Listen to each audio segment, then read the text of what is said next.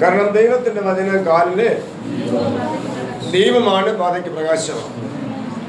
ഓർക്കണമേ, 105-ാം വാക്യത്തിൽ പറയുന്നത് ദൈവത്തിന്റെ വചനം കാലിന് ദീപവും പാതയ്ക്ക് പ്രകാശവുമാകുന്നു എന്ന്. 89-ാം വാക്യത്തിൽ പറയുന്നത് സ്വർഗത്തിൽ എന്നേക്കും സ്ഥിരമായിരിക്കും. നോക്കണം, സ്വർഗത്തിൽ എന്നേക്കും സ്ഥിരമായിരിക്കുന്ന ദൈവത്തിന്റെ വചനത്തെ നമ്മുടെ കാലിന് ദൈവമായി പാതയ്ക്ക് പ്രകാശമായി തരിക എന്ന് പറയുന്നത് നിസ്സാര കാര്യമല്ല. നമ്മുടെ എന്ന് പറഞ്ഞാൽ നമുക്കല്ല, നമ്മേക്കുള്ള അപ്പുറമായി ദൈവഭക്തിയെ മുറുകെ പിടിച്ചേറെ കാര്യമാണ് അവർ എഴുതിയിരിക്കുന്നത്. സ്തോത്രം. കാലിന് ദൈവമായി പാതയ്ക്ക് പ്രകാശമായി ദൈവം ഒരുക്കിയിരിക്കുന്ന ദൈവത്തിന്റെ വചനത്തെ നമ്മൾ പുറം കാലുകൊണ്ട് തട്ടിയെറിയും. പുറം കാലുകൊണ്ട് തട്ടിയെറിയും. ഈ നിയമത്തിന്റെ വചനത്തെ ചവിട്ടി മെതിക്കും. യഥാർത്ഥത്തിൽ ചവിട്ടി മെതിക്കാനുള്ള എന്തിനാണ്? പാപം വാതിൽക്കൽ കിടക്കുന്നു, അതിന്റെ ആഗ്രഹം നിന്നോടാകുന്നു, നീ അതിനെന്ത് ചെയ്യണം? കീഴടക്കണം. അതിനെയാണ് കീഴടക്കാനുള്ളത്. നാം പലപ്പോഴും കീഴടക്കുന്നത് ദൈവവചനത്തെയാണ്. വചനത്തെ ചവിട്ടി കിടക്കുക. നമുക്കറിയുന്നില്ല നമ്മൾ വചനത്തെ ചവിട്ടുന്നുണ്ടോ, വചനത്തെ കീഴടക്കുന്നുണ്ടോ, അതോ വചനത്തിന് നമ്മൾ കീഴടങ്ങുന്നുണ്ടോ, ഒന്നും നമ്മൾ അറിയുന്നില്ല. ഒന്നും അറിയാത്തവരെ പോലെ നമ്മളിങ്ങനെ കണ്ണടച്ച് പാല് കുടിക്കുന്ന പൂച്ചക്കുട്ടിയെ പോലെ, അല്ലേ, പൂച്ചക്കുഞ്ഞിനെ പോലെ ഇങ്ങനെ നടക്കുക. ഇതെല്ലാം നമ്മൾ അറിയാത്തതുപോലെ നടക്കുന്നെങ്കിൽ എല്ലാം ദൈവം അറിയുന്നു. ഹൃദയങ്ങളെയും ഉത്ഭവങ്ങളെയും അന്തേന്ദ്രിയങ്ങളെയും ശോധന ചെയ്യുന്ന ദൈവം എല്ലാം അറിയുന്നു. അതുകൊണ്ട് ദൈവവചനത്തിന് ആരും മാറ്റു കൊടുക്കുമോ, ആര് വില കൊടുക്കുമോ, ആര് മാന്യത കൊടുക്കുമോ, അവരെ ദൈവം സ്നേഹിക്കും, അവരെ ദൈവം ആദരിക്കും, അവരെ ദൈവം ബലപ്പെടുത്തും. Praise the Lord, praise the Lord, praise the Lord. നമ്മൾ ഓരോരുത്തരും അങ്ങനെയുള്ളവരായി മാറും. അങ്ങനെ ഉള്ളവരായി നമ്മുടെ അകത്തെ മനുഷ്യൻ മാറിയാൽ ആ അകത്തെ മനുഷ്യനാകുന്ന ഇളയ മനുഷ്യനെ പുറത്തെ മനുഷ്യനാകുന്ന മൂത്ത മനുഷ്യൻ സേവിക്കും. ഹല്ലേലൂയ. ഇപ്പൊ നിത്യജീവന്റെ മൊഴികളെ കേൾക്കാൻ വേണ്ടി പുറത്തെ മനുഷ്യന് ഒട്ടും ഇഷ്ടമില്ലാത്ത കാര്യമാണ്, മൂത്ത മനുഷ്യന് ഒട്ടും ഇഷ്ടമില്ലാത്ത കാര്യമാണ്. പക്ഷെ അകത്തെ മനുഷ്യന് ദൈവവചനം കേൾക്കാൻ ഭയങ്കര ഇഷ്ടമാണ്. അപ്പോൾ അകത്തെ മനുഷ്യനാകുന്ന ഇളയവനെ സേവിച്ചുകൊണ്ട് പുറത്തെ മനുഷ്യനാകുന്ന മൂത്ത മനുഷ്യൻ ഇപ്പൊ കിടങ്ങിയിരിക്കുകയാണ്. എത്ര സമയം കിടങ്ങിയിരിക്കും? അതിന്റെ പ്രത്യേക നിശ്ചിത സമയമുണ്ട്. 9 മണി, 9:30 മണി. അതിനപ്പുറമാകുമ്പോൾ മൂത്ത മനുഷ്യനെ ഇളയ മനുഷ്യൻ സേവിക്കത്തക്കവണ്ണം മൂത്ത മനുഷ്യൻ തലകയറണം, തലയെടുക്കാൻ തുടങ്ങും. അല്ല, നാം അങ്ങനെ കിടങ്ങിയിരുന്നാലും നമ്മുടെ പ്രിയപ്പെട്ടവരുണ്ടല്ലോ, നമ്മുടെ ബന്ധുക്കൾ, മിത്രങ്ങൾ, ചാർച്ചക്കാർ, സുഹൃത്തുക്കൾ, അവർക്കൊക്കെ എങ്ങനെ പിരിയണോ? അവരുടെ പുറത്തെ മനുഷ്യനാകുന്ന മൂത്ത മനുഷ്യൻ ഇളം.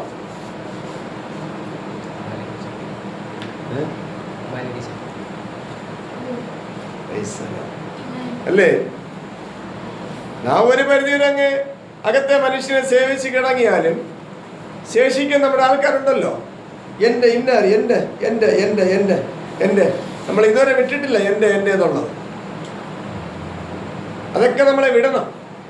വിടേണ്ടതായ സാധ്യതകൾ ദൈവം നമുക്ക് തരുമ്പോൾ അവയെല്ലാം നമ്മൾ വിടണം. എൻ്റെ എൻ്റെ അവരോട് ചിന്തിച്ചോളൂ, എൻ്റെ എന്നൊക്കെ ആരൊക്കെ പറയുന്നു, ആരെക്കുറിച്ചൊക്കെ പറയും, ആരൊക്കെ പറയും എന്ന് ഓർത്തോളൂ. സ്തോത്രം. അവരെ എന്ത് ചെയ്യും? അവരെ ഇളക്കും. അവരെ ഇളക്കി പ്രശ്നം ഉണ്ടാക്കാതിരിക്കാൻ വേണ്ടി നമ്മൾ എന്ത് ചെയ്യും? അകത്തെ മനുഷ്യന് കിടക്കണം. അകത്തെ മനുഷ്യൻ പുറത്തെ മനുഷ്യന് കീഴടങ്ങി പുറത്തെ മനുഷ്യനെ സേവിക്കാൻ തുടങ്ങും. സ്തോത്രം. അങ്ങനെയുള്ള അവസ്ഥകൾ നമ്മുടെ ജീവിതത്തിൽ ഉണ്ടോ ഇല്ലയോ? ഉണ്ട്. പക്ഷെ ഇത് ദൈവം അറിയും. നമ്മൾ അറിയുന്നുണ്ടോ? നമ്മളെ ആരെങ്കിലും പഠിപ്പിച്ചിട്ടുണ്ടോ? നമ്മളെ ആരെങ്കിലും ഗ്രഹിപ്പിച്ചിട്ടുണ്ടോ? നമ്മളെ ആരെങ്കിലും ചിന്തിപ്പിച്ചിട്ടുണ്ടോ? അത് നമ്മുടെ അകത്തെ മനുഷ്യൻ പുറത്തെ മനുഷ്യന് ദാസനായി മാറുകയാണ്. അകത്തെ മനുഷ്യൻ പുറത്തെ മനുഷ്യൻ ദാസനായി മാറുമ്പോൾ അകത്തെ മനുഷ്യന്റെ ആത്മാഭിലാഷം പുറത്തെ മനുഷ്യന്റെ ജഡാഭിലാഷത്തിന് അടിമയാകുക. പിന്നെ ജഡ മനുഷ്യൻ കർത്തൃത്വം നടത്തും. പുറത്തെ മനുഷ്യൻ അകത്തെ മനുഷ്യന് ജഡ മനുഷ്യൻ, അല്ലെങ്കിൽ പുറത്തെ മനുഷ്യൻ അകത്തെ മനുഷ്യനെ കർത്തൃത്വം നടത്തും. അങ്ങനെ വരുമ്പോൾ ജഡാഭിലാഷമ ജഡത്തിന്റെ ചിന്തയായി പിന്നെ അകത്തെ മനുഷ്യൻ ഇങ്ങനെ കിടങ്ങിപ്പിക്കൊണ്ടിരിക്കും. സ്തോത്രം. അവയിൽ നിന്നെല്ലാം നമ്മൾ വിടുവിക്കപ്പെടുവാൻ ഏക മാർഗമെന്ന് പറയുന്നത് അനുതാപമാണ്. അനുതാപവും ഏറ്റുപറച്ചിലും. സ്തോത്രം. അതിനാണ് യോഹന്നാൻ സുവിശേഷത്തിൽ യേശുക്രിസ്തു പറയുന്നത്, പരിശുദ്ധാത്മാവ് 16-ാം അധ്യായം യോഹന്നാൻ സുവിശേഷം 16-ാം അധ്യായം 8-9 വാക്യം വായിക്കുമ്പോൾ, പരിശുദ്ധ ആത്മാവ് വന്ന് പാപത്തെക്കുറിച്ച്, നീതിയെക്കുറിച്ച്, ന്യായവിധിയെക്കുറിച്ച് ലോകത്തിന് ബോധം വരുത്തും. അവർ എന്നിൽ വിശ്വസിക്കാത്തത് കൊണ്ട് പാപത്തെക്കുറിച്ചും ഞാൻ പിതാവിന്റെ അടുക്കൽ പോവുകയും നിങ്ങൾ ഇനി എന്നെ കാണാതിരിക്കുകയും ചെയ്യുന്നത് കൊണ്ട് നീതിയെക്കുറിച്ചും ഈ ലോകത്തിന്റെ പ്രഭു വിധിക്കപ്പെട്ടിരിക്കുന്നത് കൊണ്ട് ന്യായവിധിയെക്കുറിച്ച് ബോധം വരുത്തും. കണികളടയ്ക്കാം, പ്രാർത്ഥിക്കും. നിത്യജീവൻ ആധാരമായ ഉപദേശങ്ങളെ വെളിപ്പെടുത്തുവാൻ മനസ്സലിയും നന്മയുള്ള കർത്താവെ, അങ്ങയുടെ മനസ്സിലവനെ ഓർത്ത് അടിയങ്ങൾ നന്ദി പറഞ്ഞുകൊണ്ട് അടിയങ്ങളുടെ മനസ്സും അലയുവാൻ തക്കതായ കൃപയ്ക്കായി അടിയങ്ങൾ എല്ലാവരെയും സമർപ്പിച്ച് പ്രാർത്ഥിക്കുന്നു. അങ്ങയുടെ സന്നിധിയിൽ സ്ഥിരമായിരിക്കുന്ന അങ്ങയുടെ വചനത്തെ ഈ ദുഷ്ടലോകത്തായിരിക്കുന്ന അടിയങ്ങൾക്ക് വേണ്ടി അങ്ങ് വെളിപ്പെടുത്തുന്ന കൃപയ്ക്കായി സ്തോത്രം. അത് അടിയങ്ങൾ നിഗളിക്കുവാനല്ല, നിഗളികളോട് എതിർത്ത് നിൽക്കുവാൻ വേണ്ടി ആ വചനം അടിയങ്ങൾക്ക് പ്രയോജനകരമായി മാറേണ്ടതിന് അടിയങ്ങൾ എല്ലാവരെയും സമർപ്പിക്കുന്നു. ദൈവവചനത്തിന് കൊടുക്കേണ്ടതായി മാറ്റും വിലയും കൊടുക്കുവാൻ, അതിനെ കരുതുവാൻ, അടിയങ്ങൾക്ക് അതിൻ്റെതായ ബുദ്ധിയുപദേശം ലഭിപ്പാൻ അടിയങ്ങൾ എല്ലാവരെയും സമർപ്പിച്ച് പ്രാർത്ഥിക്കുന്നു. സർവ്വലോകവും ദുഷ്ടന്റെ അധീനതയിൽ കിടക്കുമ്പോൾ ആ ലോകത്തിലായിരിക്കുന്ന അടികളുടെ ജീവിതത്തിൽ ആ ദുഷ്ടത വിട്ട് ദൈവത്തെങ്കിലേക്ക് തിരിയുക അടിയങ്ങൾ അങ്ങ് ഒരുക്കുന്ന വിലപ്പെട്ട കൃപയ്ക്കായി, ഉപദേശിക്കുന്ന ബുദ്ധിയുപദേശത്തിനായി, വെളിപ്പെടുത്തുന്ന ജ്ഞാനോപദേശത്തിനായി നന്ദിയോടെ സ്തോത്രം ചെയ്തുകൊണ്ട് അടിയങ്ങൾ എല്ലാവരെയും അങ്ങയുടെ ബലമുള്ള കൈക്കീഴ് താഴ്ത്തുന്നു. ആകെ തത്സമയം ഉയർത്തപ്പെടേണ്ടതിന് അങ്ങയുടെ ബലമുള്ള കൈക്കീഴ് താണിരുന്ന് തൃക്കാൽക്കലിരുന്ന വചനങ്ങളെ പ്രാപിപ്പാൻ അടിയങ്ങൾ എല്ലാവരെയും സമർപ്പിക്കുന്നു. യേശു കർത്താവിന്റെ വലിയ നാമത്തിൽ തന്നെ ആമേൻ. Hallelujah, hallelujah, hallelujah. സ്തോത്രം. സങ്കീർത്തനത്തിൽ പറയുമ്പോൾ നമ്മള് വിശുദ്ധ അന്തർമന്ദിരത്തിലേക്ക് കരങ്ങൾ ഉയർത്തുകയാണ്. മാത്രമല്ല നമുക്ക് പ്രിയമായിരിക്കുന്ന ദൈവത്തിന്റെ കൽപ്പനകളിലേക്ക് കരങ്ങൾ ഉയർത്തുകയാണ്. ആ പരിജ്ഞാനത്തോടും ആ ആത്മനിയോഗത്തോടും ആ സമർപ്പണത്തോടും എല്ലാ കൈ ഉയർത്തിയാൽ നമ്മൾ ആകാശ രാജ്യങ്ങളാണ് കരമുയർത്തുന്നത്. ദേവന്മാരുടെ മുമ്പിലാണ് കരമുയർത്തുന്നത്. ഭൗതിക അനുഗ്രഹത്തിന് വേണ്ടി നമ്മൾ കരമുയർത്തിയാൽ, ഭൗതിക അനുഗ്രഹത്തിന്റെ പേരിൽ നമ്മൾ കരമുയർത്തി സ്തുതിച്ചാൽ അതെല്ലാം എത്തിച്ചേരുന്നത് ദൈവസന്നിധിയിലല്ല, അതെല്ലാം എത്തിച്ചേരുന്നത് ബാലിന്റെ അടുത്താണ്, ആകാശരാജ്ഞിന്റെ അടുക്കലാണ്, ഈ ലോകത്തിന്റെ ദൈവത്തിന്റെ അടുക്കലാണ്. സ്തോത്രം, സ്തോത്രം. അതുകൊണ്ടാണ് ദൈവഭക്തന്മാരെ ഈ ലോക നന്മകൾക്കൊത്തവണ്ണം സ്തുതിക്കാതെ പരലോക നന്മകൾക്കൊത്തവണ്ണം ദൈവത്തെ സ്തുതിച്ചത്. ഇനി ഈ ലോക നന്മകൾക്കൊത്തവണ്ണം അവർ സ്തുതിച്ചിട്ടുണ്ടെങ്കിൽ അത് ഓർത്ത് അവരെ അനുദപിച്ചിട്ടുണ്ട്. അയ്യോ, ഞാൻ അരിഷ്ട മനുഷ്യനെ വിളിച്ചു പറഞ്ഞിട്ടുണ്ട്. ഈ പാപത്തിന് അധീനമായി ഈ ശരീരത്തിൽ നിന്ന് ആർ വിടുവിക്കുമെന്ന് ചോദിച്ചിട്ടുണ്ട്. ആ അതിക്രമങ്ങളും അക്രമങ്ങളും ആ അകൃത്യങ്ങളും അവർ ഏറ്റു പറഞ്ഞിട്ടുണ്ട്. സ്തോത്രം. പക്ഷെ അവർ ഏറ്റുപറഞ്ഞ അതിക്രമമോ അക്രമോ എന്താണെന്ന് ഇന്നുള്ളവർക്ക് അറിയില്ല. ഇന്നുള്ളൊരു പാവ ഏറ്റുപറയുന്ന ശുശ്രൂഷയെ ഇന്നില്ല. ഒരു 100 ശുശ്രൂഷ എന്നുള്ള അനുഭവിച്ചാൽ ഒരു ശുശ്രൂഷ പോലും 100 മണിക്കൂർ പ്രസംഗം കേട്ടാൽ, 100 പേരുടെ പ്രസംഗം കേട്ടാൽ, ഒരു പ്രസംഗത്തിൽ പോലും അനുദപിച്ച് ഏറ്റുപറയണം എന്നുള്ള പ്രസംഗം കേൾക്കാൻ നമുക്കില്ല. അങ്ങനെ ചെയ്യണം, ഇങ്ങനെ ചെയ്യണം, അങ്ങനെ ചെയ്യണം, ഇങ്ങനെ ചെയ്യണം, ഇങ്ങനെ ചെയ്യണം, അങ്ങനെ ചെയ്യണം, ഇത് മാത്രമേ കേൾക്കാനുള്ളൂ. അത് ചെയ്യാൻ അനുസരിക്കാൻ കഴിഞ്ഞില്ലെങ്കിൽ ഓർക്കണം, അനുദപിക്കണം, ഏറ്റുപറയണം എന്ന് പ്രസംഗിക്കുന്ന പ്രസംഗം നമ്മുടെ ജീവിതത്തിൽ കേൾപ്പാനില്ല. അർത്ഥം പരിശുദ്ധാത്മാവിന്റെ ശുശ്രൂഷ ഇല്ല. പരിശുദ്ധാത്മാവിന്റെ ശുശ്രൂഷ പാപത്തെക്കുറിച്ച് ബോധവൽക്കരിക്കുന്ന ശുശ്രൂഷയാണ്. തിരുവചനത്തിൽ കൂടി പരിശുദ്ധാത്മാവിന്റെയും പാപത്തെക്കുറിച്ച് ബോധവൽക്കരിക്കും. നമ്മുടെ അറിവില്ലായ്മകളെ ബോധവൽക്കരിച്ചു തരും. എന്നിട്ട് അറിവിലേക്ക് നമ്മൾ വരും. അറിവില്ലായ്മയെ കുറിച്ച് ബോധവൽക്കരിക്കുമ്പോൾ നമ്മൾ എന്ത് ചെയ്യും? അറിവിലേക്ക് വരും. അതാണ് ശുശ്രൂഷ. അറിവില്ലായ്മ ഓർത്ത് അനുദപിച്ച് ഏറ്റു പറയാതെ അറിവിലേക്ക് വന്നാൽ അറിവിലേക്ക് നിൽക്കാൻ കഴിയില്ല, വേരൂന്നാൻ കഴിയില്ല. കാരണം അറിവില്ലായ്മയിൽ ഇരുന്ന അവസ്ഥകൾ ഇവിടെ ശാപമായി നിൽക്കുകയാണ്. ആ ശാപം നമ്മെ അവിടെ നിർത്തിയിരിക്കില്ല, വലിച്ചു തള്ളിയിടും, നമ്മെ കീഴ്പ്പെടുത്തും. പക്ഷെ ഇത് പരിശുദ്ധാത്മ നിയോഗത്തിൽ ഏറ്റു പറഞ്ഞ് ക്രിസ്തുവിന്റെ ഉപദേശപ്രകാരം ഇവിടെ മുദ്രയിട്ട് അങ്ങോട്ട് അറിവിലേക്ക് പോയാൽ അവിടെ നിൽക്കാൻ പറ്റും. അതുകൊണ്ടാണ് അനേക ശുശ്രൂഷകർക്കും വിശ്വാസ മക്കൾക്കും ദൈവകൃപയുടെ സാന്നിധ്യത്തിലേക്ക് അവർ വരുന്നുണ്ട്, പക്ഷെ അത് നിൽക്കാൻ കഴിയുന്നില്ല. എന്തുകൊണ്ട്? ഏറ്റുപറച്ചിലില്ല, അനുതാപമില്ല, അനുതാപ വാക്യമില്ല. ഹോശേയ പ്രവചനം 5-ാം അധ്യായം 15-ാമത്തെ വാക്യം വായിക്കുന്ന പോലെ, ഹല്ലേലൂയ, ഓർക്കണം, അവർ കുറ്റം ഏറ്റുപറഞ്ഞ് ദൈവത്തിന്റെ മുഖം അന്വേഷിക്കുവോളം. ഇന്ന് ആരാണ് കുറ്റമേറ്റു പറയാൻ പഠിപ്പിക്കുന്നു? എവിടെ പഠിപ്പിക്കുന്നു കുറ്റമേറ്റു പറയാൻ? നിന്റെ മദ്യപാനം വിട്ട് നീ വാ എന്നേ വിളിക്കുന്നുള്ളൂ. നിന്റെ മദ്യപാനത്തെ ഓർത്ത് അനുഭവിച്ച് ഏറ്റു പറയാൻ പറയുന്നില്ല. നിന്റെ പരസംഗം വിട്ട് വാ എന്നേ വിളിക്കുന്നുള്ളൂ. നിന്റെ പരസംഗത്തെ ഓർത്ത് അനുഭവിക്കാൻ പറയുന്നില്ല. നിന്റെ ദ്രവ്യാഗ്രഹം വിട്ട് വരിക എന്ന് പറയുന്നുള്ളൂ. നിന്റെ ദ്രവ്യാഗ്രഹത്തെ ഓർത്ത് അനുഭവിക്കാൻ പറയുന്നില്ല. പറയുന്നുണ്ടോ? നീ വിഗ്രഹാരാധന വിട്ട് വരിക എന്ന് പറയുന്നുള്ളൂ. നിന്റെ വിഗ്രഹാരാധന ഓർത്ത് നീ അനുഭവിക്കണമെന്ന് പറയുന്നില്ല. പറയുന്നുണ്ടോ? ഓർക്കണം, ഈ അനുഭവിക്കുന്ന ശുശ്രൂഷയുടെ അനുഭവം വെളിപ്പെട്ടില്ലെങ്കിൽ ഇതൊന്നും പരിശുദ്ധാത്മാവിന്റെ ശുശ്രൂഷ അല്ല എന്ന് ഓർക്കണം. എല്ലാ ഗ്രന്ഥങ്ങളും പഠിപ്പിക്കുന്നു അത് തെറ്റാണ്, ചെയ്യരുത്, ഇത് തെറ്റാണ്, ഇത് ചെയ്യരുത്. അത് തന്നെയാണ് ബൈബിളിലും ആൾക്കാർ പ്രസംഗിക്കുന്നത്. സ്തോത്രം. ഓരോ ഗ്രന്ഥങ്ങളിലും അത് തെറ്റാ, അത് ചെയ്യരുത്, അത് ചെയ്യരുത്, കൊല ചെയ്യരുത്, വ്യഭിചാരം ചെയ്യരുത്, മോഷ്ടിക്കരുത്, കള്ളസാക്ഷ്യം പറയരുത്. എല്ലാ ഗ്രന്ഥങ്ങളിലും സൂചനകൾ പറയുന്നു. എല്ലാ ഗ്രന്ഥം വായിക്കുന്നവരെ അത് ഏറ്റു പറയും. പക്ഷെ അനുദപിച്ച് മടങ്ങി വരാൻ, കുറ്റം ഏറ്റുപറഞ്ഞ് മടങ്ങി വരാൻ പഠിപ്പിക്കുന്ന ഒരു ഗ്രന്ഥമുണ്ടെങ്കിൽ അത് സത്യഗ്രന്ഥം മാത്രമാണ്, അത് സത്യവേദ പുസ്തകം മാത്രമാണ്. പക്ഷെ ഇന്ന് സത്യവേദ പുസ്തകം പ്രസംഗിക്കുന്നവരത് പറയുന്നില്ല.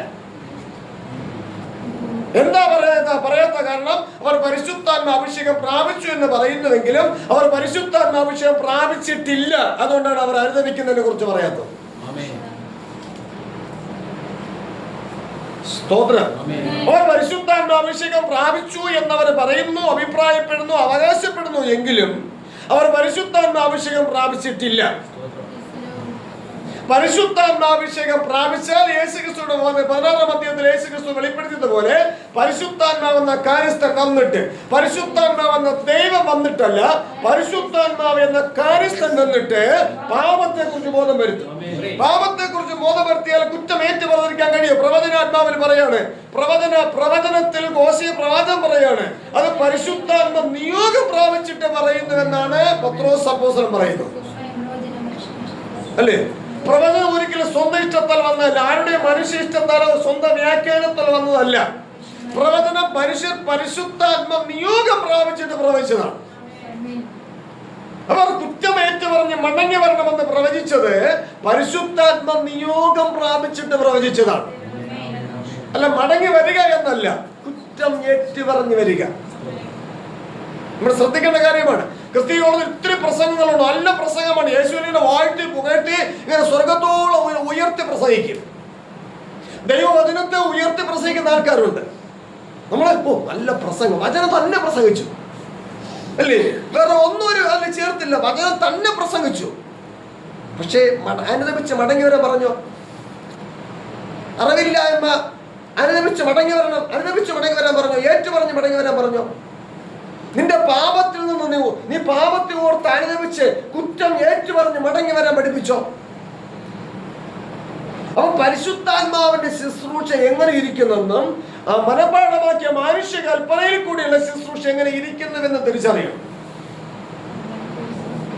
അതാണ് കൊരിന്ത്യലേഖനത്തിൽ പറയുന്നത്, ഞങ്ങൾ മനുഷ്യ ജ്ഞാനത്താൽ ഉപദേശിക്കുന്ന വചനങ്ങളല്ല, മനുഷ്യ ജ്ഞാനത്താൽ വചനം ഉപദേശിച്ചാൽ ഏറ്റുപറയുന്ന ശുശ്രൂഷ അവിടെ വരില്ല.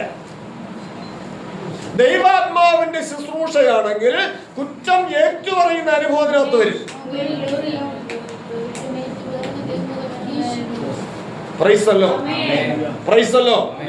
അപ്പോൾ യോഹന്നാൻ സുവിശേഷം 16-ാം അധ്യായത്തിൽ പറയുന്ന അതേ പരിശുദ്ധാത്മാവിന്റെ നിയോഗം പ്രാപിച്ചിട്ടാണ് ഘോഷിക പ്രവചനം പ്രവചിച്ചത്,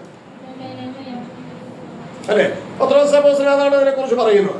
എല്ലാം ഒരാളല്ല പറഞ്ഞിട്ടുള്ളത്, ഓരോരുത്തരും ഓരോ കാര്യങ്ങൾ എടുത്തു പറഞ്ഞിട്ടുണ്ട്. അതെല്ലാം പരിശുദ്ധാത്മ നിയോഗത്താൽ പറയിപ്പിച്ചതാണ്. ഹല്ലേലൂയ. അത് വായിക്കാം. പത്രോസ് അപ്പോസ്തലൻ ലേഖനം വായിച്ചു വരാം. പത്രോസ് അപ്പോസ്തലൻ എഴുതിയ 2-ാം ലേഖനം 1-ാം അധ്യായം 20-21 വാക്യം. തിരുവെഴുത്തിലെ പ്രവചനം ഓർക്കണം. ഇന്നത്തെ ഭാഗികമായ പ്രവചനം അല്ല പറയുന്നത്, തിരുവെഴുത്തിലെ പ്രവചനം. തിരുവെഴുത്തിലെ പ്രവചനമാണ് തുച്ഛീകരിക്കൽ എന്ന് പൗലോസ് അപ്പോസ്തലൻ ഏറ്റുപറയുന്നത്. തുച്ഛീകരിക്കരുത്, വിലക്കാണത്. കൽപ്പന പോലുള്ള വിലക്കാണ്, തുച്ഛീകരിക്കരുത്. ഏത് പ്രവചനം? ഇന്നത്തെ പ്രവചനമല്ല തുച്ഛീകരിക്കൽ എന്ന് പറയുന്നത്, തിരുവെഴുത്തിലെ പ്രവചനം തുച്ഛീകരിക്കരുത്. അപ്പൊ ഇതൊക്കെ തിരിച്ചറിയേണ്ട ആത്മാവരം നമുക്ക് ലഭിക്കുന്ന ദൈവത്തിന്റെ മകൻ ദാനമാണ്, ദൈവത്തിന്റെ നല്ല ദാനമാണ്. ഇത് നമ്മൾ തിരിച്ചറിയാതെ പോകരുത്, ഇതിനെ നമ്മൾ മാനിക്കാതെ പോകരുത്. ഇതിനെ മാനിക്കാത്തവരെ മാനിക്കാൻ നിൽക്കരുത്. എന്നെ മാനിക്കുന്നവരെ ഞാൻ മാനിക്കും, എന്നെ നിന്ദിക്കുന്നവർ നിന്ദിതരായി തീരും. അപ്പൊ ദൈവത്തിന്റെ വചനത്തെ നിന്ദിക്കുന്നവർ അതിന് ഉത്തരവാദിയാണ്. അപ്പൊ എന്നെ മാനിക്കുക എന്ന് പറഞ്ഞാൽ ദൈവവചനത്തെ മാനിക്കുക, എന്നെ നിന്ദിക്കുക എന്ന് പറഞ്ഞാൽ ദൈവവചനത്തെ നിന്ദിക്കുക. ദൈവവചനത്തെ നിന്ദിക്കുന്നവർ അതിന് ഉത്തരവാദിയാണ്. സ്തോത്രം, സ്തോത്രം. ഇപ്പൊ നമ്മളിൽ ഓരോരുത്തരും എത്രത്തോളം ദൈവവചനത്തെ നിന്ദിക്കുന്നുണ്ട്, എത്രത്തോളം ദൈവവചനത്തോട് നിന്ദിക്കുന്നവരോട് തോൾ ചേർത്ത് കൈയിട്ട് പോകുന്നുണ്ട്. ദൈവവചനം നിന്ദിക്കുന്ന എത്ര പേരോട് നമുക്ക് സംസർഗ സ്നേഹബന്ധമുണ്ട്. ഇതെല്ലാം നമുക്ക് വീഴ്ചയാണ്, ഇതെല്ലാം നമുക്ക് താഴ്ചയാണ്. ഇതൊക്കെ വിട്ട് നമ്മൾ മടങ്ങി വരണം. അല്ല, ഏറ്റുപറഞ്ഞ് മടങ്ങി വരണം. ആ കുറ്റം ഏറ്റുപറഞ്ഞ് മടങ്ങി വരണം. ആ കുറ്റത്തിൽ നിന്ന് മടങ്ങി വന്നാൽ പോരാ, ആ കുറ്റം ഏറ്റുപറഞ്ഞ് മടങ്ങി വരണം. അതാണ് പരിശുദ്ധാത്മ നിയോഗം. അവിടെയാണ് പരിശുദ്ധാത്മാവിന്റെ തുണ നമുക്ക് ലഭിക്കുന്നത്. അവിടെയാണ് പരിശുദ്ധാത്മാവിന്റെ പക്ഷപാത മധ്യസ്ഥം നമുക്ക് ലഭിക്കുന്നത്. Hallelujah, hallelujah. തിരുവെഴുത്തിലെ പ്രവചനം ഒന്നും സ്വന്തം വ്യാഖ്യാനത്താൽ ഉളവാകുന്നത് അല്ല, ആദ്യം തന്നെ അറിയണം. ഇന്നത്തെ പ്രവചനം അല്ല തിരുവെഴുത്തിലെ പ്രവചനം. തിരുവെഴുത്തിലെ പ്രവചനം പാപത്തെ കുറിച്ച് ബോധം വരുത്തുന്ന പ്രവചനമാണ്, കുറ്റം ഏറ്റുപറഞ്ഞു വരണമെന്നുള്ള പ്രവചനമാണ് തിരുവെഴുത്തിലെ പ്രവചനം. ഇന്നത്തെ പ്രവചനം ഞാൻ നിന്നെ വാലല്ല തലയാക്കുന്നാണ്. അത് ബൈബിൾ ഇല്ലാത്തതാണോ? ഉള്ളത് തന്നെയാണ്. പക്ഷെ ദുർവ്യാഖ്യാനമാണ് സംഭവിക്കുന്നത്. ബൈബിളിൽ വാലെന്ന് പറഞ്ഞിരിക്കുന്ന ആരാണ്? യെശയ്യാ പ്രവചനം 9-ാം അധ്യായത്തിൽ പറയുന്നത് വാലെന്ന് പറഞ്ഞ ആരാണ്? അസത്യം ഉപദേശിക്കുന്ന കള്ളപ്രവാചകനെയാണ്. തലേന്ന് പറഞ്ഞ ആരാണ്? ക്രിസ്തു എന്ന തലയാണ്. ക്രിസ്തുവിന്റെ ഉപദേശത്തിലാണ് തലയെന്ന് പറയുന്നത്. അപ്പൊ ഞാൻ നിന്നെ വാലല്ല തലയാക്കുമെന്ന് പറഞ്ഞാൽ ക്രിസ്തുവിന്റെ ഉപദേശത്തിലാക്കും തന്നെ. പൗലിക അനുഗ്രഹത്തിന്റെ കള്ളപ്രവചനത്തിൽ നിന്നെ ഇരുത്തിയിരിക്കില്ല, കള്ളപ്രവചനത്തിൽ ഞാൻ നിന്നെ നിർത്തിയിരിക്കില്ല. അവിടുന്ന് ഞാൻ നിന്നെ വിടുവിക്കും, അവിടുന്ന് ഞാൻ നിന്നെ വിടുവിച്ച് ഞാൻ നിന്നെ തലയാക്കി മാറ്റും. ക്രിസ്തു എന്ന തലയുടെ ഉപദേശത്തിന് സാക്ഷിയാക്കി ഞാൻ നിന്നെ മാറ്റും. ഹല്ലേലൂയ. അങ്ങനെ ആ അനുഭവത്തിൽ ഞാൻ ആയിരുന്നവനാണ് എന്ന് പറഞ്ഞാൽ ബാലാകുന്ന പ്രവാചകനായിരുന്നവനാണ്. ബാലല്ല തലയാക്കുമെന്ന് എനിക്ക് വേണ്ടി പ്രവചിച്ചിട്ടുണ്ട്. ബാലല്ല തലയാക്കുമെന്ന് എനിക്ക് വേണ്ടി പ്രവചിച്ചിട്ടുണ്ട്. ആര്? കള്ളപ്രവാചകന്മാർ. എന്ന് പറഞ്ഞാൽ സൈക്കിളിൽ യാത്ര ചെയ്തിരുന്ന അന്ന് എന്റെ അടുത്ത് പറഞ്ഞു ഞാൻ നിന്നെ തലയാക്കും എന്ന് പറഞ്ഞാൽ വാഹനത്തിൽ യാത്ര ചെയ്യിപ്പിക്കും. നിനക്ക് അതിന് വാഹനം തരും. പ്രവചനം കഴിഞ്ഞിട്ട് ആ പ്രവാചകനോട് ഞാൻ പറഞ്ഞു, വാഹനം കിട്ടാൻ വേണ്ടി അല്ല ഞാൻ പെന്തക്കോസ്തിലേക്ക് വന്നു. അപ്പൊ ദൈവം തന്ന വാങ്ങൂല്. ഞാൻ പറഞ്ഞു ദൈവം എനിക്ക് തരില്ല. ദൈവം തന്നൊരു വാഹനമുണ്ട്, അത് വാനമേഘമാണ്. തിരിച്ചു വരാതെ യാത്രയ്ക്കുള്ളതാണ്. തിരിച്ചു മടക്ക യാത്രയില്ല, ഓൺ സൈഡ് യാത്രയുള്ളൂ. ആ വാഹനമാണ് ദൈവം എനിക്ക് തരേണ്ടത്. അതിനെക്കുറിച്ച് പ്രവചിക്കാനുണ്ടോ? Praise the Lord. Praise the Lord. അപ്പോൾ ഓർക്കണമേ, പെന്തക്കോസ്ത് അനുഭവത്തിലേക്ക് നമ്മൾ ഇറങ്ങുന്നത്, ക്രിസ്ത്യാനിത്വത്തിലേക്ക് ഇറങ്ങുന്നത് ഭൗതികമായ അനുഗ്രഹത്തിന്റെ തലയാവാനല്ല, ആത്മീയ അനുഗ്രഹത്തിന്റെ തലയാകുവാൻ, ക്രിസ്തു എന്ന തലയായി മാറുവാൻ, ക്രിസ്തു എന്ന തലയോളം വളരുവാൻ. ഹല്ലേലൂയ. അത് വായിക്കാം. യെശയ്യാ പ്രവചനം 9-ാം അധ്യായം 15-ാം വാക്യം.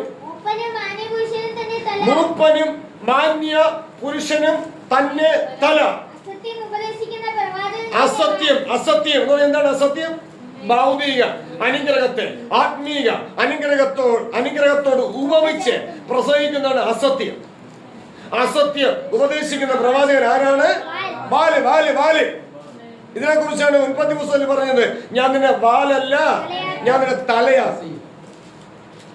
അതിനെ ദുർവ്യാഖ്യാനം ചെയ്ത് എന്ത് ചെയ്തു? ഭൗതിക അനുഗ്രഹത്തെ കുറിച്ചാക്കി മാറ്റി. ഭൗതിക അനുഗ്രഹം ഇല്ലാത്തവൻ വാലും ഭൗതിക അനുഗ്രഹം ഉള്ളവൻ തലയും. അങ്ങനെയാണോ? അങ്ങനെയാണെങ്കിൽ 2 കാശ് ഇട്ട വിധവയെ കർത്താവ് എങ്ങനെ മാനിച്ചു? എങ്ങനെ മാനിച്ചു? അധിക സമ്പത്തിട്ട സമൃദ്ധിയിൽ ഇട്ടവരെ മാനിച്ചില്ല. എന്തുകൊണ്ട്? ഭൗതിക അനുഗ്രഹത്തിന്റെ പേരിലാണ് തല എന്ന് പറഞ്ഞെങ്കിൽ, തല എന്ന് അവകാശപ്പെട്ടത് ഭൗതിക അനുഗ്രഹത്തിന്റെ പേരിലാണെങ്കിൽ, സ്തോത്രം, സ്തോത്രം. അപ്പൊ ഇതൊക്കെ നമ്മൾ തിരിച്ചറിയത്തക്കവണ്ണം നമ്മൾ കൃപകളെ പ്രാപിക്കണം. അതിനുവേണ്ടി താഴ്മ ധരിക്കണം. താഴ്മ ധരിക്കണം. പാപത്തിന്റെ ദാസനായിട്ടല്ല താഴ്മ ധരിക്കാനുള്ളത്, നീതിയുടെ ദാസനായിട്ട് താഴ്മ ധരിക്കണം. അനുസരണത്തിന്റെ ആത്മാവിന് കീഴ്പ്പെടണം. Hallelujah, hallelujah. അപ്പോൾ ഭൗതിക അനുഗ്രഹമാകുന്ന വാലിന്റെ അനുഭവത്തിലായിരിക്കും നാം മടങ്ങി വരണം. ശരിയാവോ? മടങ്ങി വന്ന ശരിയാവോ? മടങ്ങി വരണം. ശരിയാവോ? ഇല്ല. പിന്നെ എങ്ങനെ വരണം? ആ കുറ്റത്തെ ഏറ്റു പറഞ്ഞ് മടങ്ങി വരണം. എന്നാലേ ശരിയാവോ? ഇന്നലെ പ്രമാണമാവുള്ളൂ, ഇന്നലെ വ്യവസ്ഥയാവുള്ളൂ, ഇന്നലെ തിരുവെഴുത്തുകൾക്ക് ആധാരമാകുള്ളൂ. മടങ്ങി വരിക എന്നൊരു മനഃപ്പാഠമാക്കിയ മാനുഷിക കൽപ്പന മാത്രമാണ്. മടങ്ങി വരിക എന്നതല്ല. സ്തോത്രം. പ്രത്യുത കുറ്റം ഏറ്റുപറഞ്ഞ് മടങ്ങി വരണം. കുറ്റം ഏറ്റുപറഞ്ഞ് ദൈവത്തിന്റെ മുഖം അന്വേഷിക്കണം. താണ് വീണ് മുട്ടിച്ചപേക്ഷിക്കേണ്ടതാണെങ്കിൽ താണ് വീണ് മുട്ടിച്ചപേക്ഷിക്കണം. അത്രത്തോളം ക്രൂരത ചെയ്തിട്ടുണ്ടെങ്കിൽ, അത്രത്തോളം ക്രൂരത സംസാരിച്ചിട്ടുണ്ടെങ്കിൽ, അത്രത്തോളം ക്രൂരത പ്രവർത്തിച്ചിട്ടുണ്ടെങ്കിൽ, അത്രത്തോളം താണ് വീണ് മുട്ടിച്ചപേക്ഷിച്ച് തന്നെ വരണം. അങ്ങനെ വന്നാലേ സ്വീകരിക്കാം. അല്ലാതെ സ്വീകരിച്ചാൽ സ്വതന്ത്രം സ്വീകരിക്കുന്നവർക്ക് കറയാണ്, പാപക്കറയാണ്, വരുന്നവർക്ക് ഇരട്ടി ശിക്ഷയാണ്. സ്തോത്രം, സ്തോത്രം, സ്തോത്രം. കരങ്ങളെടുത്ത് ദൈവത്തെ സ്തുതിക്കാം. Hallelujah, hallelujah. അപ്പൊ തിരുവെഴുത്തിലെ പ്രവചനം ഒരിക്കലും സ്വന്തമായ വ്യാഖ്യാനത്തിൽ വരുന്നത് അല്ല. ഇന്നത്തെ പ്രവചനം നമുക്കറിയാലോ, സ്വന്തമായ വ്യാഖ്യാനം, സ്വന്തമായ വിധത്തിൽ, സ്വന്തമായ അനുഭവത്തിൽ, മനപാഠമാക്കിയ മാനുഷിക കൽപ്പനയ്ക്കൊത്തവണ്ണം, ഭൗതിക അനുഗ്രഹങ്ങൾക്കൊത്തവണ്ണമുള്ള പ്രവചനങ്ങളല്ല. ആത്മീയ അനുഗ്രഹത്തിന് യോഗ്യമായ പ്രവചനമുണ്ടോ? തിരുവെഴുത്തിൽ പ്രവചനം എന്ന് പറഞ്ഞാൽ എന്താണ്? ആത്മീയ വർധനവിന് വേണ്ടിയുള്ളത്. അതായത് ഭൗതിക ചിന്തയിൽ നിന്ന് ആത്മീയ ചിന്തയിലേക്ക് എത്തിക്കുക, മനുഷ്യന്റെ മനസ്സിനെ കൊണ്ടെത്തിക്കുക. അതിനു വേണ്ടിയാണ് പ്രവചനം. ആത്മീയ വർധന ഉണ്ടാക്കുക, ആത്മീയ ചിന്തയിൽ വർധന ഉണ്ടാക്കുക. ഇന്നത്തെ പ്രവചനം എന്താണ്? ഭൗതിക ചിന്തയിൽ വർധന ഉണ്ടാക്കുന്നു, ഭൗതിക ചിന്തയിൽ വർധന ഉണ്ടാക്കുന്നു. Praise the Lord, praise the Lord. രോഗിയാണോ? അവർക്കൊണ്ട് പ്രവചിക്കും, ദൈവം തന്നെ വിടുവിക്കും. ആത്മാവ് പറയുന്നു, ദൈവം തന്നെ വിടുവിക്കും. അവരുടെ ചിന്ത കൊണ്ടു ഭൗതികത്തിലേക്ക് വരും. രോഗിയെ കിടക്കുന്നവരോട് എന്താ പറയാനുള്ളത്? ഈ രോഗം നിന്റെ ശുദ്ധീകരണത്തിന് വേണ്ടിയുള്ളതാണ്, നിന്റെ ആത്മീയ ചിന്തയ്ക്ക് വേണ്ടിയുള്ളതാണ്. പത്രോസ് അപ്പോസ്തലൻ 4-ാം അധ്യായത്തിൽ എന്ന് പറയുന്നു? ക്രിസ്തു ജഡത്തിന് കഷ്ടം അനുഭവിച്ചത് കൊണ്ട് നിങ്ങളും നാമും അതേ ഭാവം ആയുധമായി ധരിക്കും. ജഡത്തിൽ കഷ്ടം അനുഭവിച്ചണം. ജഡത്തിൽ ശേഷിച്ചിരിക്കുന്ന കാലം ഇനി മനുഷ്യന്റെ മോഹത്തിനല്ല, ദൈവ ഇഷ്ടത്തിന് ജീവിക്കേണ്ടതിന്. ഇതാണ് പ്രവചനം. ഹിസ്കിയാ രാജാവിനോട് പ്രവചിച്ചു, നീ മരിക്കും, നിനക്ക് മരിക്കത്തക്ക രോഗം പിടിച്ചു, നീ എന്ത് ചെയ്യണം? നീ ഗ്രഹകാരെ ക്രമത്തിലാക്കണം. ഭൂമിയിലെ ഗ്രഹമല്ല, സ്വർഗത്തിലെ ഗ്രഹം. പ്രൈസലോ, പ്രൈസലോ. സ്വർഗീയ ഗ്രഹകാരെ ക്രമത്തിലാക്കേണ്ടതിന് ദൈവം അദ്ദേഹത്തിന് എന്ത് ചെയ്തു? 15 വർഷം നീട്ടിക്കൊടുത്തു. പ്രവാചകൻ പ്രാർത്ഥിച്ചിട്ടല്ല നീട്ടിക്കൊടുത്തത്, അദ്ദേഹം പ്രാർത്ഥിച്ചില്ല നീട്ടിക്കൊടുക്കാൻ. അദ്ദേഹം ചെയ്ത നന്മയും അദ്ദേഹം ചെയ്ത തിന്മയും ദൈവത്തിൽ ഏറ്റുപറഞ്ഞു. അദ്ദേഹം ചെയ്ത നന്മയും അദ്ദേഹം ചെയ്ത തിന്മയും ദൈവ സന്നിധിയിൽ ഏറ്റുപറഞ്ഞു. മരിക്കത്തക്ക രോഗം പിടിക്കാൻ കാരണമാണ് അദ്ദേഹം ചെയ്ത തിന്മയ്ക്ക് കൂലി കിട്ടിയത്. അത് ജഡത്തിന്റെ ചിന്ത, മരണം, മരിക്കത്തക്ക രോഗം. സ്തോത്രം, സ്തോത്രം, സ്തോത്രം. അപ്പോൾ അദ്ദേഹം ചെയ്ത നന്മയും അദ്ദേഹം ചെയ്ത തിന്മയും ദൈവവാസം ഏറ്റുപറഞ്ഞു. ഗ്രഹകാരെ ക്രമത്തിലാക്കാൻ വേണ്ടി 15 വർഷം നീട്ടിക്കൊടുത്തു. പക്ഷെ അത് അദ്ദേഹത്തെ പ്രയോജനപ്പെട്ടില്ലെന്ന് മാത്രം. ഹല്ലേലൂയ. നമ്മുടെ ജീവിതത്തിലും നീട്ടി തന്ന ആയുസ് പ്രയോജനപ്പെടുത്തിയില്ലെങ്കിൽ ഹിസ്കിയാ രാജാവിന്റെ കൂടെ നാമും നിത്യ നരകത്തിൽ അഭയം തേടേണ്ടി വരും. അവിടെ ധനവാനുണ്ട്, അവിടെ അനന്യാസ് ഉണ്ട്, അവിടെ സെഫേറയുണ്ട്, പിന്നെ ബാക്കി നിങ്ങൾ ചിന്തിച്ചോളൂ. കോരകുണ്ട്, കോരകിന്റെ ഭാര്യയുണ്ട്, അവരുടെ കുടുംബക്കാരെല്ലാം ഉണ്ട്, ലോത്തിന്റെ ഭാര്യയുണ്ട്, പിന്നെ ബാക്കി ഓർത്തോണ്ട് കേട്ടോ. സ്തോത്രം. കരങ്ങൾ കൊണ്ട് ദൈവത്തെ സ്തുതിക്കുക. ഇതെല്ലാം ഓർത്തിട്ടാണ് അഹങ്കരിക്കാൻ, ഇതെല്ലാം ഓർത്തിട്ടാണ് വചനത്തെ നിന്ദിക്കാൻ, ഇതെല്ലാം ഓർത്തിട്ടാണ് അങ്ങും ഇങ്ങും എല്ലാം ശരിയെന്ന് പറഞ്ഞു കിടക്കാൻ. എല്ലാം ശരിയല്ല, ശരി ഒന്നേ ഉള്ളൂ. പ്രൈസ് തല്ലോ. അത് തെളിഞ്ഞ് തെളിഞ്ഞ് തെളിഞ്ഞ് നമ്മൾ മടങ്ങി വരണം, തെളിഞ്ഞ് തെളിഞ്ഞ് വരണം. ഹല്ലേലൂയ. ഇപ്പൊ നമ്മൾ യഥാർത്ഥ തെളിവിലാണോ? അല്ല. ഇനി ഇതിനപ്പുറം തെളിവുണ്ട്. ഇതിനപ്പുറത്തെ തെളിഞ്ഞ വീഞ്ഞിലേക്ക് നമ്മൾ എത്തിച്ചേരണം. സ്തോത്രം, സ്തോത്രം, സ്തോത്രം. അനുഭവത്തിലേക്ക് ചേരുവാൻ വേണ്ടിയാണ് ദൈവത്തിന്റെ ആത്മാവ് നമ്മെ തിരുവചനത്തിൽ കൂടി ഇങ്ങനെ സ്തോത്രം നടത്തി നടത്തി നടത്തി നടത്തി യാത്ര ചെയ്യിപ്പിച്ചുകൊണ്ടിരിക്കുന്നു. സ്തോത്രം, സ്തോത്രം. തിരുവചനത്തിലെ പ്രവചനം സ്വന്തമായ വ്യാഖ്യാനത്തിൽ വന്നതല്ല എന്നാദ്യമേ നമ്മൾ അറിയണം. ഇന്ന് ആരറിയുന്നു? സ്തോത്രം. അടുത്ത് തിരുവചനം ഒരിക്കലും മനുഷ്യന്റെ ഇഷ്ടത്തിൽ വന്നതല്ല, ദൈവത്തിന്റെ കൽപ്പനയാൽ. അപ്പൊ പ്രവചിക്കുന്ന വ്യക്തി ആരായിരിക്കണം? ദൈവ കൽപ്പനയിൽ പ്രിയമുള്ള വ്യക്തിയായിരിക്കണം. ദൈവവചനത്തോട് എതിർക്കുന്ന വ്യക്തിയായിരിക്കരുത്. പ്രവാചകൻ ദൈവവചനത്തിന് കീഴ്പ്പെടുന്ന വ്യക്തിയായിരിക്കണം. പ്രവാചകൻ ദൈവവചനത്തിൽ പ്രിയമുള്ള വ്യക്തിയായിരിക്കണം. പ്രവാചകൻ ദൈവവചനത്തെ നിന്ദിക്കുന്നവനാകരുത്. പ്രവാചകൻ ദൈവവചനത്തെ നിന്ദിക്കുന്നവരെ തോളിൽ കൈയിടാൻ പോകരുത്. പ്രവാചകന് പ്രവാചകന്റേതായ വേർപാടുണ്ടായിരിക്കണം. സ്തോത്രം, സ്തോത്രം. മുഖം നോക്കാതെ പ്രവചിക്കുന്നവരായിരിക്കണം. Hallelujah, hallelujah. അപ്പൊ ചുമ്മാ ഒരു പ്രവാചകനാകില്ല. പ്രവാചകനാകണമെങ്കിൽ അവൻ ദൈവത്തിന്റെ കൽപ്പനയിൽ പ്രിയമുള്ളവരായിരിക്കണം. നമുക്കറിയാമെന്നുള്ളവരിൽ എത്ര പ്രവാചകന്മാർക്കാണ് ദൈവകൽപ്പനയിൽ പ്രിയമുള്ളവര്? നമ്മൾ അതൊക്കെ അന്വേഷിക്കാൻ പോകണം, അതൊക്കെ അന്വേഷിക്കണം. ഇല്ലെങ്കിൽ പാത്രം അറിഞ്ഞ് പിശയിടാൻ പറ്റില്ല. പാത്രം അറിഞ്ഞ് പിശയിടണമെങ്കിൽ പാത്രം അറിഞ്ഞിരിക്കണം. ക്രൈസ്തല്ലോ, ക്രൈസ്തല്ലോ. കാരണം യോഹന്നാൻ അപ്പോസ്തലൻ പറയാണ്, ഏത് ആത്മാവിനെയും വിശ്വസിക്കരുത്. ദൈവത്തിൽ നിന്നുള്ള ആത്മാവാണോ ഈ പ്രവാചകനുള്ളതെന്ന് ശോധന ചെയ്യണം. ആ ശോധന ചെയ്യേണ്ട ആത്മനിയോഗം നമുക്കുണ്ടാകണം. അതിന് തക്കവണ്ണം ദൈവാത്മ നിയോഗത്താൽ നമ്മൾ ബുദ്ധിപദേശം പ്രാപിച്ചിരിക്കണം. പ്രാപിക്കത്തക്കൊണ്ട് നമ്മൾ വിനയപ്പെടണം, കീഴ്പ്പെടണം. അതാ എബ്രായ ലേഖനത്തിൽ ഇവിടെ വായിച്ചത്. നിങ്ങളെ നടത്തുന്നവരെ അനുസരിച്ച് ഇടങ്ങിരിക്കണം. ഇവിടെ എല്ലാവരും പഠിപ്പിക്കുന്നത് എന്താണ്? ദൈവമാണ് നമ്മെ നടത്തുന്നത്, ദൈവമാണ് നമ്മെ നടത്തുന്നത്, ദൈവമാണ് നമ്മെ നടത്തുന്നത്, ദൈവമാണ് നിങ്ങളെ നടത്തുന്നത്. യഥാർത്ഥത്തിൽ ദൈവമാണ് നടത്തുന്നത്. ഹല്ലേലൂയ. എന്തിനാ രക്ഷകന്മാരെ വച്ചിരിക്കുന്നത്? എന്തിനാ ഗ്രഹ വിചാരകന്മാരെ വച്ചിരിക്കുന്നത്? എന്തിനാ നടത്തുന്നവരെ വച്ചിരിക്കുന്നത്? ഭാര്യയെ നടത്തുവാൻ ഭർത്താവിനെ എന്തിനാ വച്ചിരിക്കുന്നത്? മക്കളെ നടത്തുവാൻ മാതാപിതാക്കൾ എന്തിനാ വച്ചിരിക്കുന്നത്? സ്തോത്രം. ഇളയവരെ നടത്തുവാൻ മൂത്തവരെ എന്തിനാ വച്ചിരിക്കുന്നത്? പ്രായം ചെന്നവരെ നടത്തുവാൻ ആരോഗ്യമുള്ളവരെ വച്ചിരിക്കുന്നതിന് വേണ്ടിയാണ്, ദൈവം നടത്താൻ വേണ്ടിയാണ്.